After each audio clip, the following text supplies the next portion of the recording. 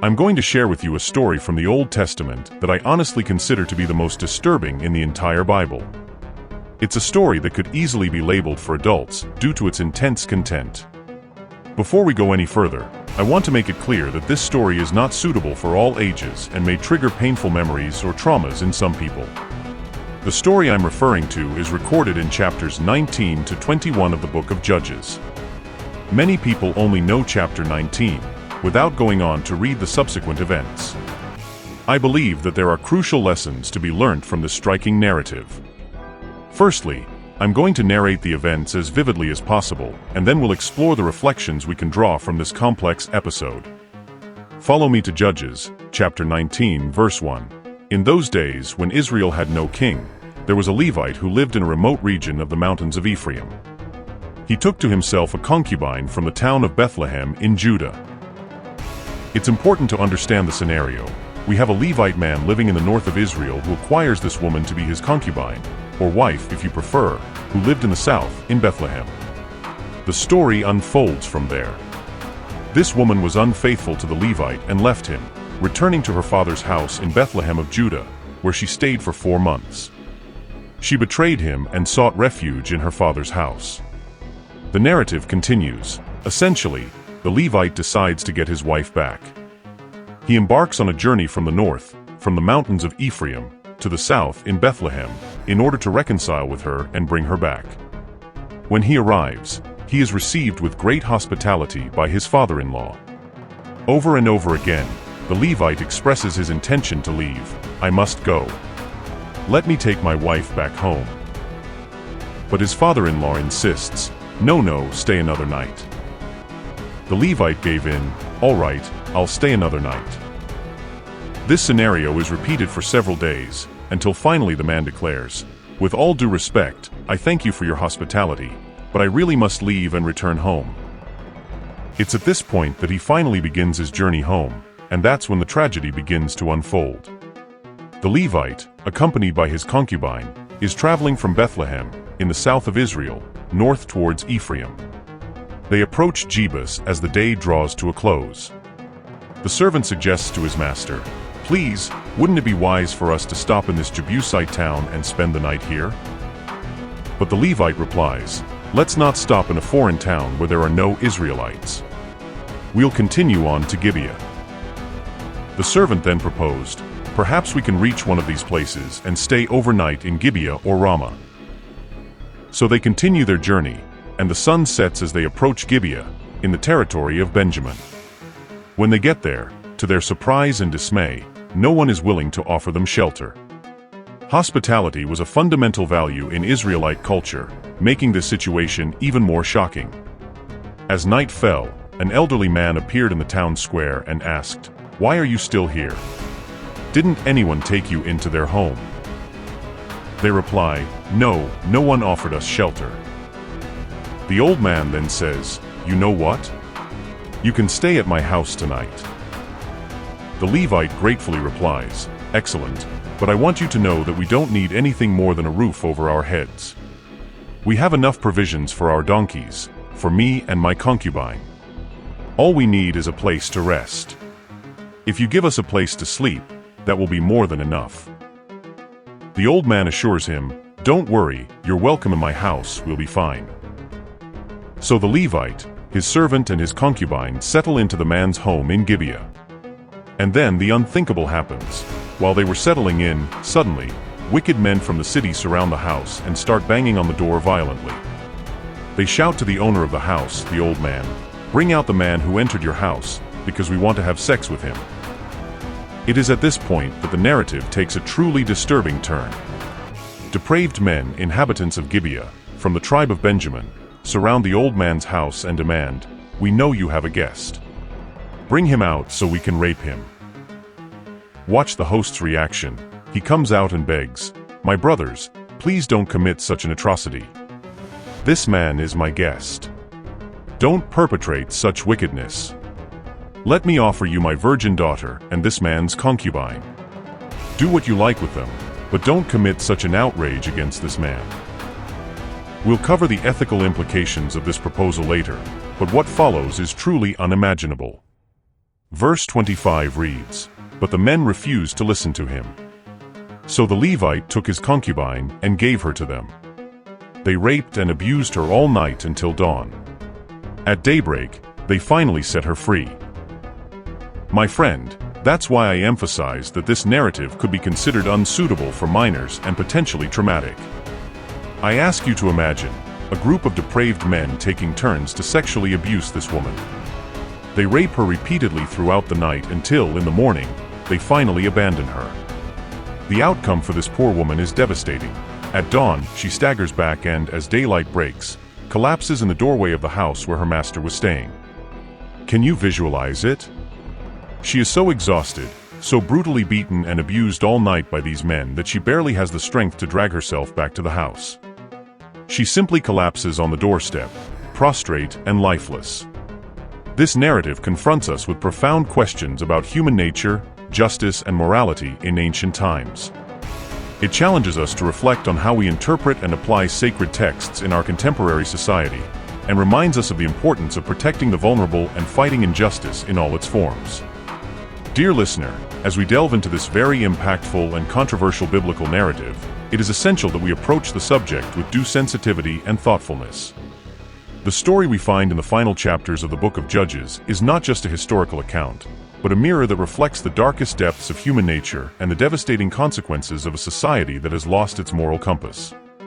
Let's pick up where we left off, the morning after the night of horror in Gibeah. The Levite, the central character of this tragic narrative, wakes up and prepares to continue his journey. It's hard not to question this man's state of mind at this moment. Had he slept peacefully, oblivious to the fate of his concubine? Or had he spent the night in agony, tormented by the guilt of not having protected the one in his care? When he opens the doors of the house, he is confronted with a scene that should break any human heart.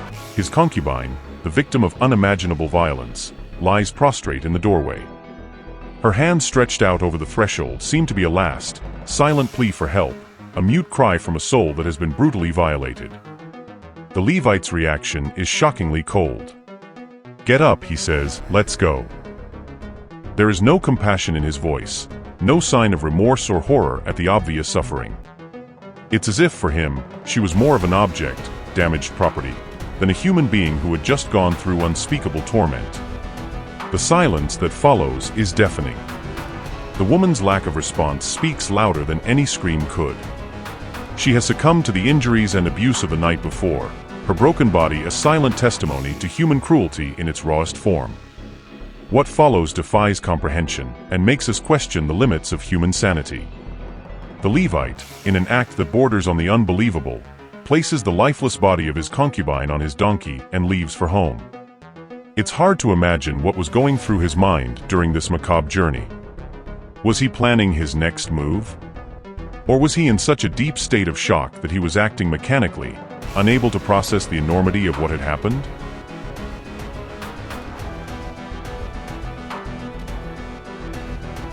On arriving home, the Levite commits an act of brutality that defies comprehension. With a knife, he meticulously dismembers his wife's body into 12 pieces. Try for a moment to visualize this horrific scene. What kind of psychological trauma, what level of rage or madness could drive a human being to commit such an atrocity? It's an act so shocking that it makes you wonder if the Levite wasn't also the victim of some kind of mental breakdown. The horror doesn't end there. The Levite then sends every part of the mutilated body to the 12 tribes of Israel. Imagine the shock and disgust of those who received these macabre gifts. Each piece was accompanied, no doubt, by a message detailing the events that had taken place in Gibeah, the territory of the tribe of Benjamin. It was a call to action, a cry for justice, but executed in such a grotesque way that we can't help but wonder if the medium didn't end up overshadowing the message. The reaction of the tribes of Israel was one of absolute shock and disbelief. Nothing like this has ever happened or been seen since the Israelites came out of Egypt until today, they exclaimed. This horrific event marks a turning point in Israel's history, a moment when human depravity reached new heights of cruelty, causing even a people accustomed to violence and war to be horrified. It's crucial to realize that this story doesn't exist in a vacuum. It is part of a larger context within the Book of Judges, a tumultuous period in Israel's history. The Book of Judges portrays a repetitive cycle of apostasy, oppression, repentance, and deliverance. It is a period characterized by the recurring phrase, "In those days there was no king in Israel, everyone did what seemed right to him." This phrase is not just a historical observation, but a profound commentary on human nature and the consequences of a society without a shared moral compass.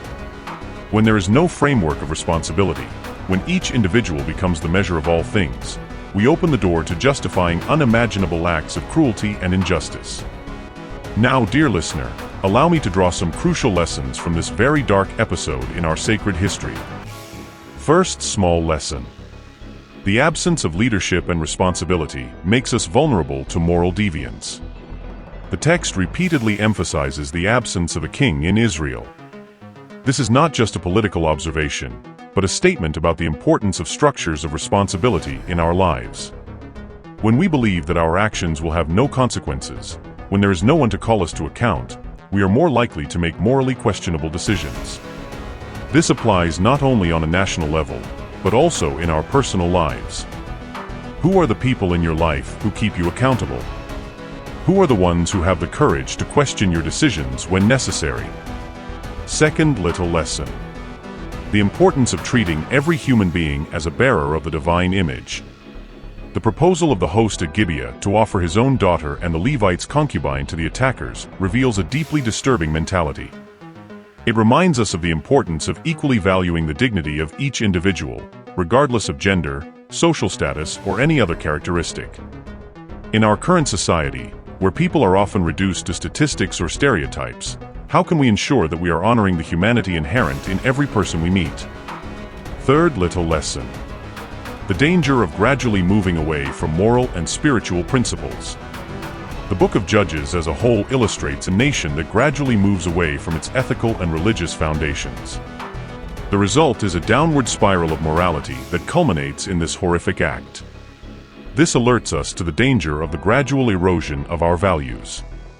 Often, it's not a great leap into evil that destroys us, but small daily compromises that, over time, take us to a place we never imagined we'd reach. How can we remain vigilant against this moral slide in our own lives? Fourth little lesson.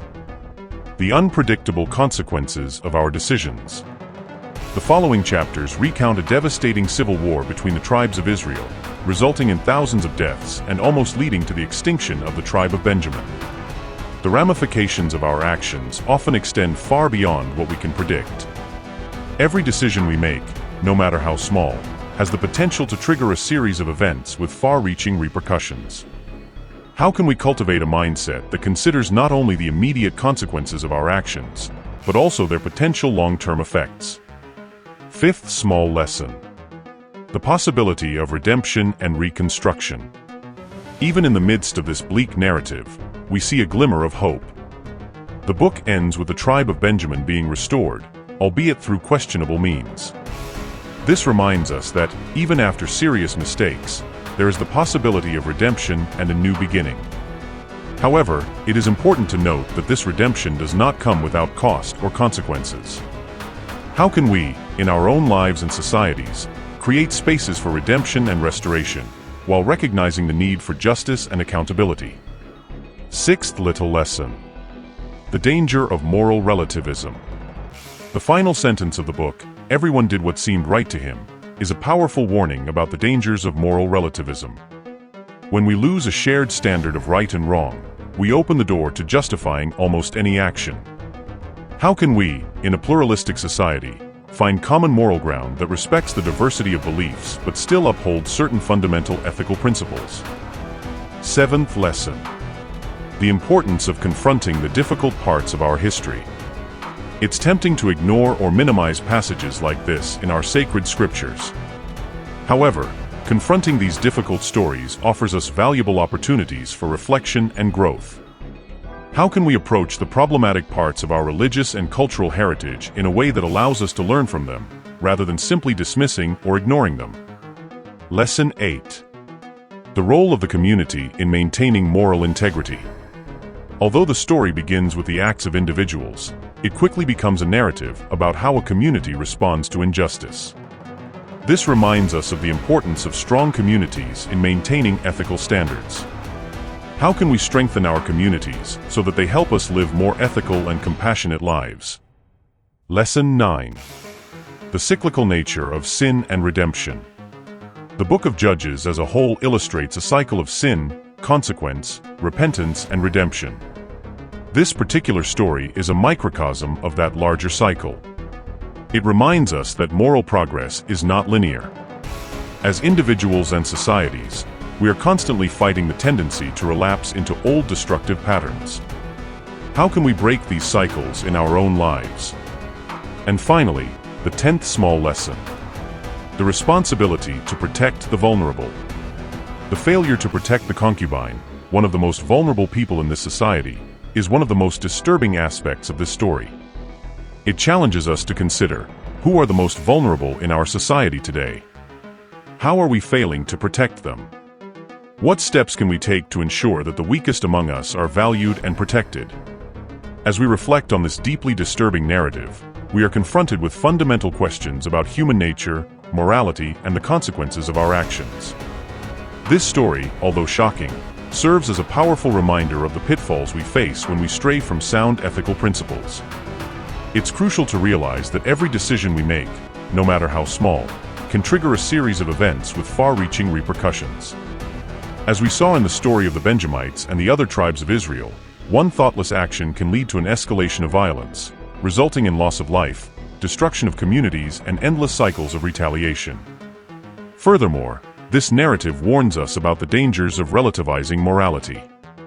When everyone does what seems right to him, as the last verse of Judges says, we open the door to justifying acts of cruelty and injustice.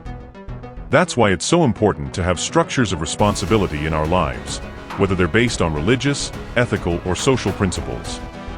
However, even in the face of such horrific acts, history also offers us a spark of hope. The eventual restoration of the tribe of Benjamin, albeit through questionable means, reminds us that there is the possibility of redemption and rebuilding, even after the most serious mistakes. This doesn't diminish the seriousness of the actions committed, but it does show us that there is always a way forward, however difficult it may seem. As modern listeners to this ancient narrative, we are challenged to examine our own lives and societies. What lessons can we draw for our day? How can we create more just and compassionate communities? How can we ensure that we equally value the dignity of every individual? In our age of social media and 24-hour news, we are constantly bombarded with stories of violence and injustice. How can we avoid becoming desensitized to these narratives? How can we maintain our ability to be shocked by cruelty, but still maintain hope and work for a better world? Furthermore, in an increasingly polarized world, where ideological differences often lead to the dehumanization of the other, how can we maintain our empathy and compassion even for those with whom we profoundly disagree?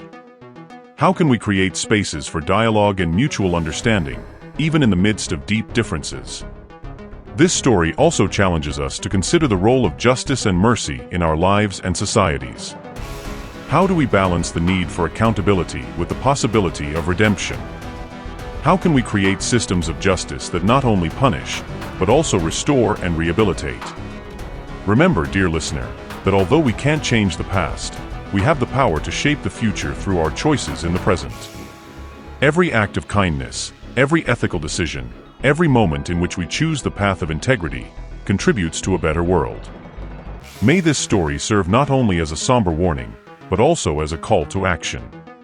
A call to be vigilant in our own lives, to stand up for what is right, to protect the vulnerable, and to build communities based on mutual respect and compassion. As we close this reflection, I invite you to consider a few final questions. 1. What steps can you take today to live with more integrity? 2. How can you contribute to a more just and equitable society? 3. Who are the vulnerable people in your community, and how can you help protect them? 4. How can you cultivate empathy and compassion, even for those with whom you disagree? 5. What structures of responsibility can you establish in your own life to help you stay true to your principles? Remember, every little action counts, and together, we can make a difference. May we learn from the mistakes of the past and work tirelessly towards a brighter and fairer future for all. After all, the true measure of our humanity lies not just in avoiding the mistakes of the past, but in our ability to grow, learn, and build a better world from them. May these reflections resonate in your heart and mind, inspiring you to be an agent of positive change in your world.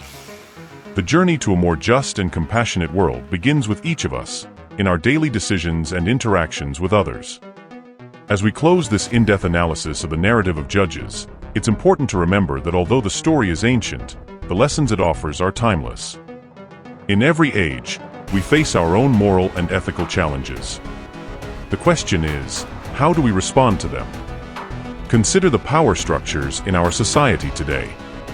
Where do we see similar abuses happening today? How can we use our voice and our resources to defend those who cannot defend themselves? Reflect on your own actions and decisions. Are there areas in your life where you have compromised your values out of convenience or fear? How can you strengthen your integrity and moral courage? Think about your community. How can you contribute to creating an environment where each person's dignity is respected and valued? What small acts of kindness and justice can you carry out today that can have a lasting impact? Remember, change rarely happens all at once. It's a gradual process, built up by countless small decisions and actions. Every time we choose compassion over indifference, justice over convenience, courage over fear, we are contributing to a better world. As you move forward, carry the lessons of this story with you. Let it inspire you to live with more awareness, more compassion, and more courage. Let it remind you of the responsibility we have towards each other and towards our society as a whole. And above all, never underestimate the power of a life lived with integrity. Your actions, however small they may seem, have the power to inspire others and create ripples of positive change that extend far beyond what you can see. May you find the strength to face the ethical challenges of our times with wisdom and courage. May you be a light in the midst of darkness, a defender of justice in the face of injustice, a voice of compassion in an often cruel world. And always remember, just as the tribes of Israel had to unite to face the consequences of their actions, we too are stronger when we work together. Seek allies in your journey for a better world. Share your reflections, listen to the perspectives of others, and together we can build communities and societies that reflect the best of our humanity. As we close this chapter of our reflection, my wish is that you leave not only with a deeper understanding of this biblical narrative, but with a renewed commitment to living a life of purpose and integrity. May each day be an opportunity to make a difference, no matter how small it may seem. Thank you for accompanying me on this journey of reflection. May these words continue to echo in your mind and heart, inspiring you to be the change you want to see in the world. Until next time, may wisdom and compassion guide your steps every day of your life. May God always be with you and your family, and guide you along the path of truth and justice.